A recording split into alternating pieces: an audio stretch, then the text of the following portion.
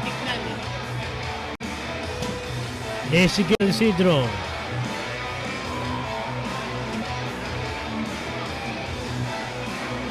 Fighting out of Sub Sports. Yung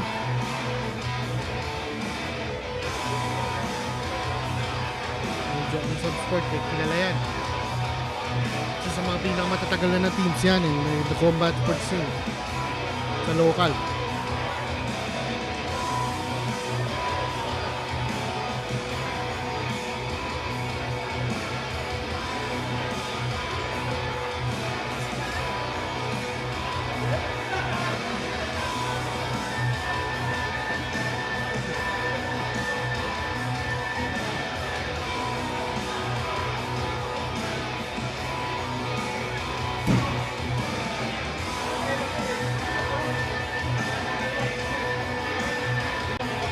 And he's opponent in the red corner, Nico Alego!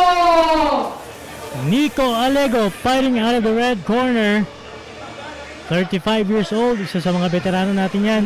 5 feet 5 inches and of course 135 pounds. Fighting sa ating bantamweight division. Sasabi ko lang, alalapad nilang 135 pounders ha. Oo.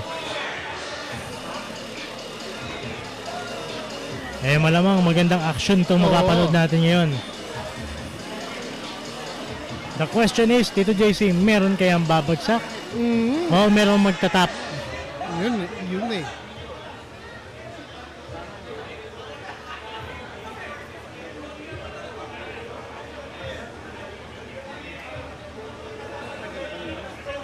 Again, we are live here at the Dynasty Fight Club. All fights are powered by the URCC. And we are also live para sa ating mga kababayan sa ABS-CBN iwanttfc.com.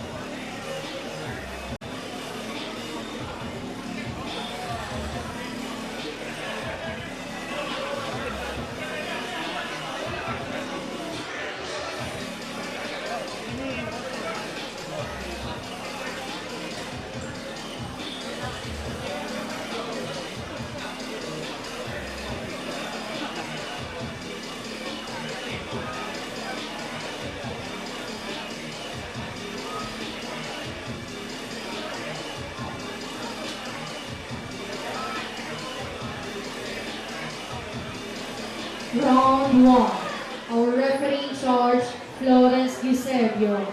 Our third man inside the URCC cage, referee Florence Eusebio. Round 1 is on the way.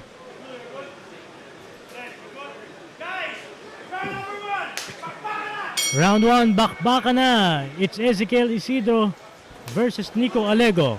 Alego with that first leg kick. Another Done.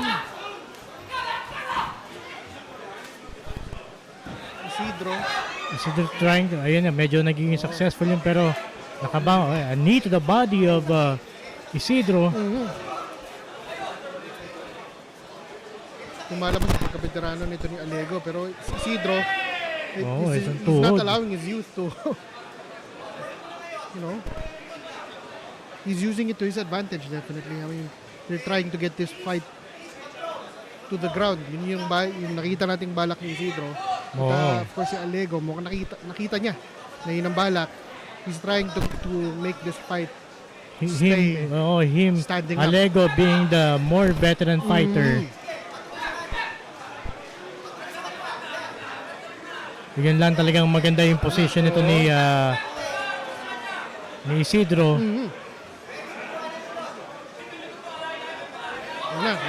Getting the back of Alego. Really be successful. Ayun lang, nasa fence kasi kaya ang hirap gumalaw. Medyo alanganin itong position na to. No enough space. Not enough room to pull off that submission attempt. Pounding the body of Isidro, yun. Isidro. Nadala niya naman sa ground. And to pound away. On full guard itong si Isidro. Let's see if he can take advantage of this position. 10 seconds left 10 para sa ating seconds first round. Still on that Ayun, may attempt. armbar na naman. Oops. That's the end of our first round. Muntik na yun, ah. That's the end of a very good round for both, Both fighters, Isidro and oh. Alego.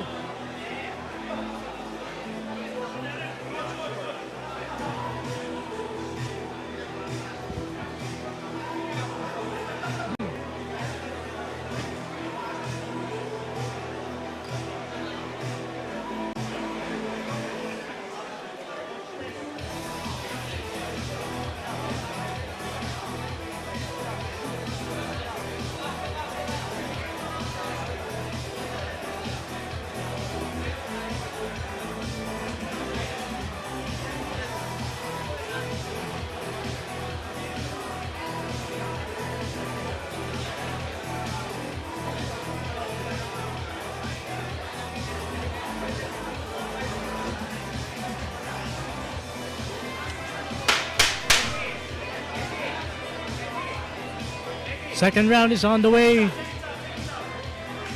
Nakita natin yung action-packed first round for both fighters.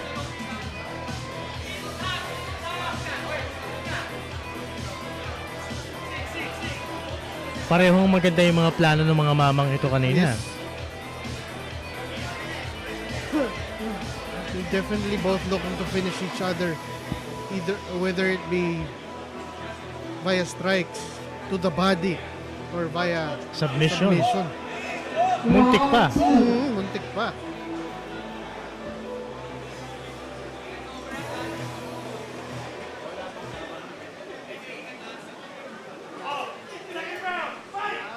Second round tayo. Second round. Fight between Ezekiel Isidro versus Nico Alego. Nico Alego with that first kick. Body kick by Isidro and then a takedown.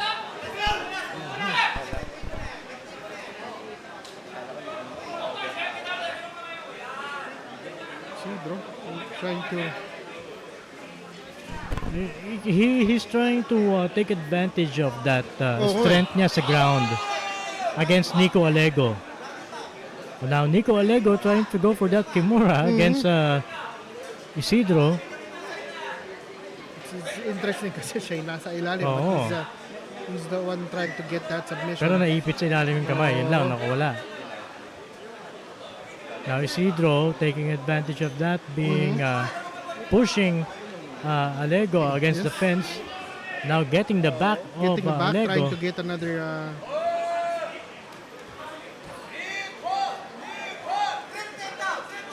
he's trying to bring the fight to the ground again. Oo. Pero itong si Alego, medyo maganda yung depensa niya. And yung plano ni Isidro is not happening. There Ayun we na, go! oo. Sasabi ko lang. Ayun yung plano niya eh. Ayun yung plano niya.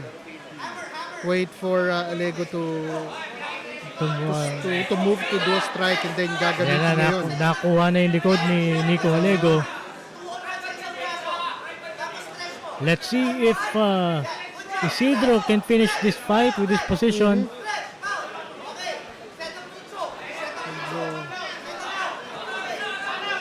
Kaya natin kung matapos to. Continuously pounding Nico Alego. Alego trying to 10 get seconds 10 remaining. seconds. Isidro wants to finish this fight, Oo. no? Parang gusto niya KO naman. Ayaw niya Oo. ng submission. And that's it for our second round. Aabot tayo sa ating third round. Third and final round.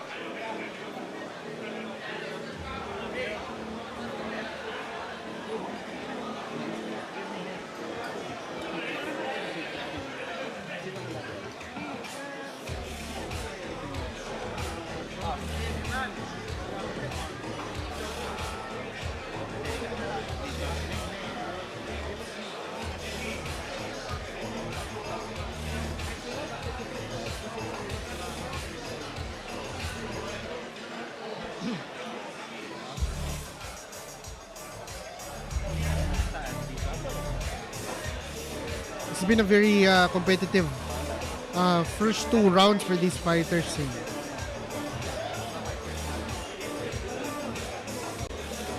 Si Isidro has been trying to get the fight to the ground, trying to finish it in the ground. Itong si Alego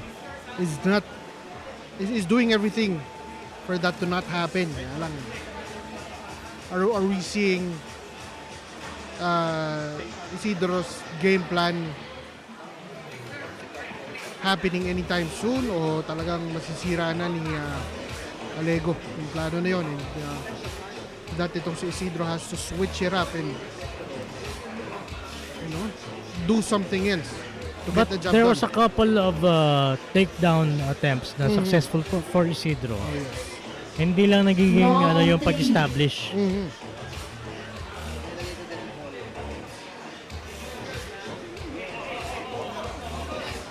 Medyo nakakahanap din kasi ng kumbaga medyo way out itong si Alego Oo. with those attempts. Third and final round tayo.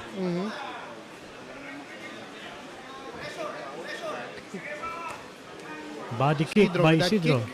Another one. Alego has yet to answer. There we go.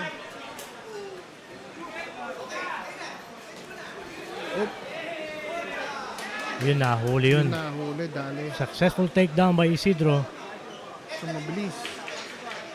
Trying to pass the guard.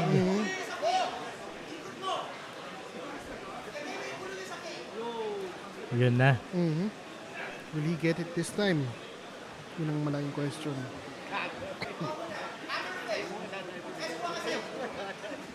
Isidro.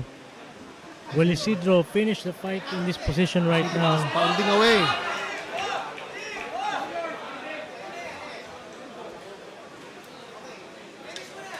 Oh, Inaabot na naman si Alego doon.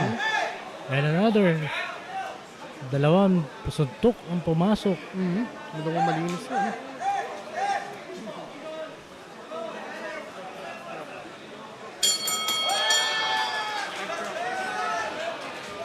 And that's it. Natapos ang laban.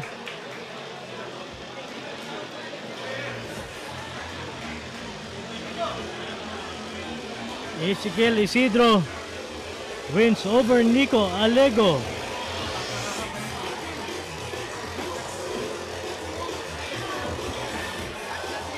Let's wait for the official decision. And while we wait for the official decision or for the official result of the fight, we would like to invite everyone, all of our mga kababayan dyan, to watch the URCC Dynasty Fight Club sa ABS-CBN iWantPNC.com.